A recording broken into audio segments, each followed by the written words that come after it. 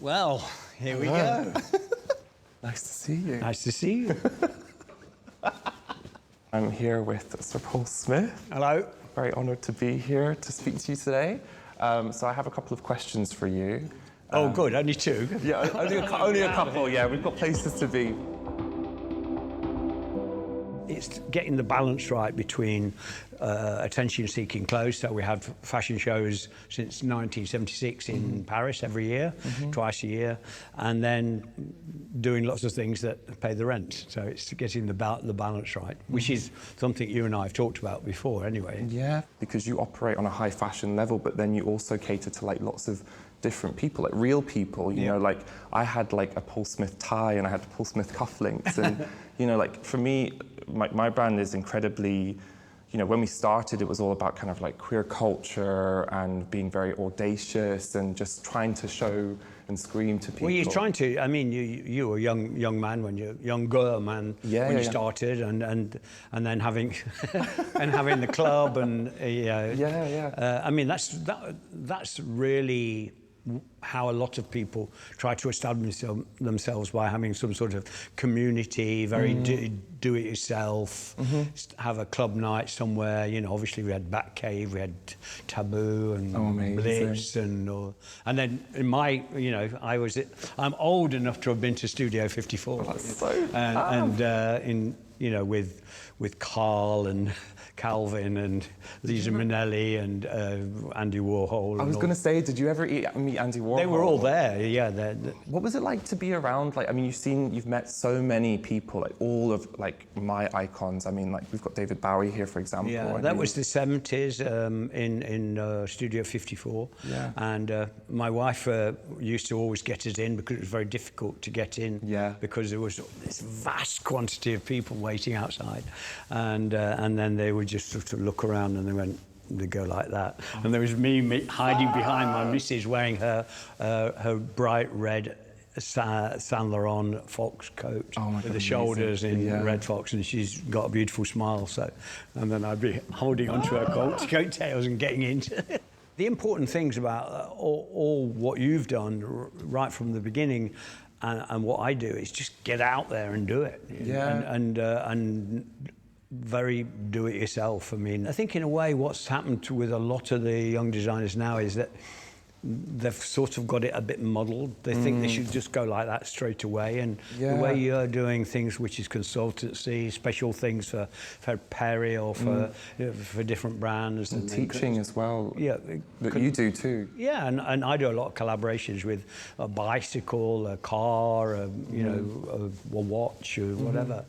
And I think that diversity and that roundness makes you a more down-to-earth designer, really. Yeah. You were the first person to really pioneer photographic prints on garments. And I think, you know, having that lateral interest is also, I think, really important to build a like more kind of global brand. Yeah, I mean, I think as far as I know, I was the first person to do photographic print. Yeah, and there were so many designers who said to me, the first shirt I ever bought was a Paul Smith photographic print because it was so unusual at the time. Yeah. And that was really thanks to my dad, you know, being an amateur photographer and then learning how to take pictures and develop and print them, and then taking pictures on glass of an apple or whatever and then printing it onto a shirt. That's so cool. But I think it allows for, like, you know, like that depth, because I think that's one thing that everybody now, like, there's so much information on your phones that you have access to stuff so easily, like references you can pull so easily. But I think like having like a real authentic element to your work,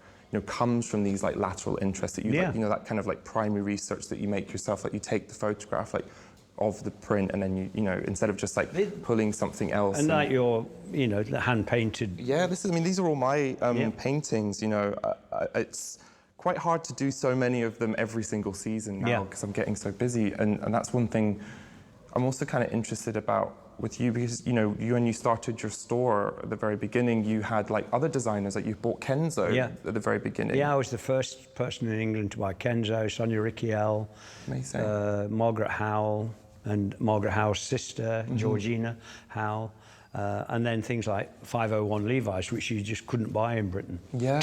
At all. And then and bringing books into the store and Yeah. things like that. Like I wonder, because I've got my own website now, it's loverboy.net. We're really trying to pioneer and make that like our own shop before we, you know, hopefully have our own store.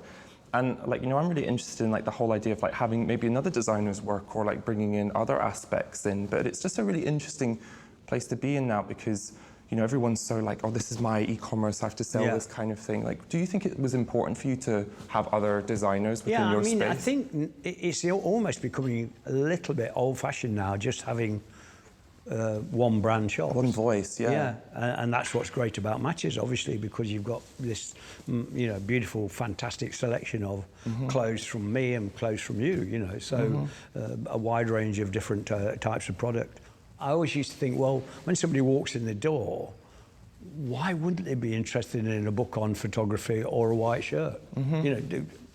You know, why just white shirts? Yeah, you know, because they might want something kitsch from, you know, a souvenir shop that I'd bought when I was in Greece or somewhere on holiday, or a fantastic book by Richard Avedon. You know, they're all the same thing, really. Yeah, it adds another perspective to the garments as well. I think if you have like a book by Richard Avedon next to one of your white shirts, it makes you think about the shirt in a different way. In Glasgow, was there a big fashion scene there in Glasgow then? Kind of. I think that there was... How old were you when you got involved in that? Was it 18 or something? I was 18 when I moved to London. Ah, right. But like my mum was super overprotective with me, like because I was very visual with my look, and I think she was always quite worried about me being in central Scotland, looking kind of alternative. But then I used to always like get changed on the train and go and meet my friends. But there was like, it was like that new rave, new horror kind of scene. Like guitar music was really integrated with fashion, and there was a lot of club nights that were kind of going on in Glasgow. But we had this one that was called ID. It was this like underage club night. We've worked with a lot of bands, and starting, I suppose, even before I had my own business, I worked for a designer in London who worked with a lot of the bands that were famous at the time, like Pink Floyd and Led Zeppelin and that sort of thing. So I've always had this close connection with music, musicians. I made some trousers for Jimmy Page. Yeah, how small was his waist? 24 waist. Oh my God, that's crazy. And the bottoms of the trousers were 28. That is so bad. I love it. Very jealous. That's like half of my size of my waist. But yeah, I think that's the thing like, I think is so interesting about your brand, and which I see loads of connections with it, is that association with, you know, guitar music and that alternative scene. Like, I find that look is really timeless. And I think that you obviously can change some things that kind of do relate to the world around you, but I think that like there's certain silhouettes, there's that kind of character. Like, I always associate Paul Smith with somebody who can like play the guitar or like a performer or something. He's very linked to the world of music and art, Paul Smith, always has been. How did that happen? Like, how did you get that like association with musicians? I know it was at the 70s where everyone was sort of really kind of excited. I mean, the latter part of the 60s was a period when, I suppose it was second or third generation after the horror of war, that when people were just allowed to really be themselves. And so the Stones started, the Beatles and all that. And it was the first time, you know, people grew their hair long. And then, you know, I was one of the pioneers of putting a man into a flower shirt. You know, which was absolutely outrageous, you know. Velvet jackets and velvet wide bottom trousers for people like the Stones, Zeppelin and all those. So I mean, it was pushing the boundaries in my own way, like you are, but way back then. But it was in a way more radical then, because it was the first time. And I was based in a provincial city as well, so that was. I remember getting stopped in the street once, and a man said, "You look like a girl." He said to me. Yeah, and I did. Yeah, well, I mean, that's the thing. I mean, I got it a lot. I had long hair and I had very tight trousers and skinny velvet jacket. It's so fabulous, though. Python boots. You know you've got a good outfit on when someone like heckles you in the street. Like I used to be when I was a kid. Like I used to get like obviously a bit kind of like, oh my God, people are shouting at me. But then now, if anyone says something to me, I'm just like water off duck's back. I'm like, at least it's a validation. You know what I mean? I think it's a good thing. Yeah, wolf whistle from a bricklayer. Yeah, or like white van man just like beeping the horn. I'm just like, right, okay, I've done well today. I mean, life itself is to do with, you know, doing things that are more self-indulgent, but you realise you've got to pay for them somehow.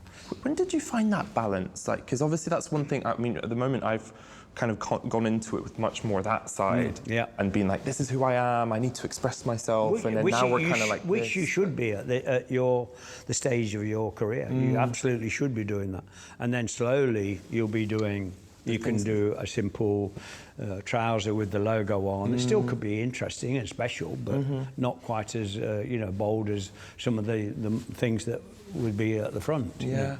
So it's just, and you'll know when that time's right. Do you think that fashion is art? I think there's a very strong artistic side to creativity in fashion. I think your world at the moment is very related to art.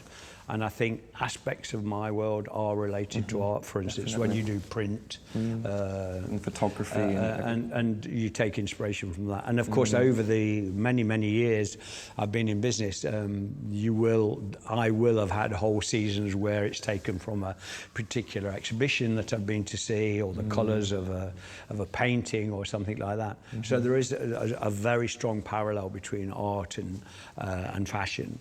But not all the time, I don't think. You know, sometimes it could be architecture that's oddly enough that's inspirational. So the proportion of a building could be equal the proportion of pockets, you know, or the texture of rough and smooth could be the texture of a silk shirt with a Harris Tree jacket. So it could be architecture, it could be poetry, it could be music, it could be, but definitely art's always in there. But I'm not trying to figure out a new, like, you know, different ways of doing things, because I think that's almost something that we can do in fashion now, is kind of like giving back our time. Because with education being like so expensive, you know, and especially after the pandemic, like education just being like remote, like I think it's these things like that our brands are doing, or people like ourselves, to try and give back. Like, I really want to find out new ways and how I can do that. Like, how did you kind of get into giving back, I guess? Yeah, I mean,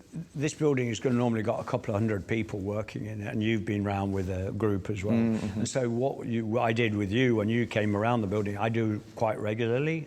You know, the thing, I'm always very honest about what we do, because I just think, well, I'm not giving anything away, because nobody can get inside my head anyway. Yeah. And I think that's really good. And I also start at the top, which is my room, and then as you walk down, I say you might want to be a designer, but in fact, there's lots of brilliant jobs attached to creativity and fashion. So, and as you walk down the building, you'll see marketing, you'll see window dressing, you'll see buying, and then they come to the ground floor and they go, oh well. So I could still be in fashion, but I don't necessarily have to have my own brand. So many different levels to it. Which is lovely. So that's sort of a way of giving back, really, and just opening the door to people and not being snobby. Yeah. And of course, I work in my shop on a Saturday, which is I love. I'm the Saturday boy. Really? Just to earn a bit of extra cash, you know. I get £4 on a Saturday afternoon. Which store is there? One particular one that you go to? No, I work in Albemarle Street in Mayfair. Oh, okay, cool. Next to Bond Street. And I'm normally in there for a couple of hours on a Saturday. And is that the one next to Dover Street? Yeah. Close to Dover Street? Oh, that's my favourite store. Because I used to work in Acne. Oh, yeah. Around the corner. Dover Street. Yeah. And I used to always go into the store because it's one of the most beautiful stores in London, honestly. Thank you. And I know, because it has furniture, objects. Yeah, it's stunning. Try to keep it really personal and remember, you know, birthdays and families and things like that. And of course, we're an independent company, which is quite rare. In this world that's full of, you know, the big brands that are owned by lots of brands. Big brands own 20, 30, 40 brands, you know. So somehow we're still independent. I think that the point about, if you want to have a bigger business over the years, it's got to come from the heart. Yeah. And you've got to try and live within your means, and you've got to try and think laterally. And there's a very scary sentence, which is nobody cares how good you used to be. Yeah. So in other words, always think about tomorrow. as soon as you put your back in the chair, somebody's going to overtake you in the fast lane. Totally. So just full of energy, 100%, enjoy your job, and then hopefully you'll have longevity. Yeah. Fundamentally, you know, working hard, being nice to people, like just those small things, they do really add Polite up. is really important. Yeah. It's not like this is an exception. It should be that this is the normal. That's what we do. Yeah, because we're all on the earth for a pretty short time. Like, why not have a good time? Exactly. Why be an arsehole? There's no point. You know,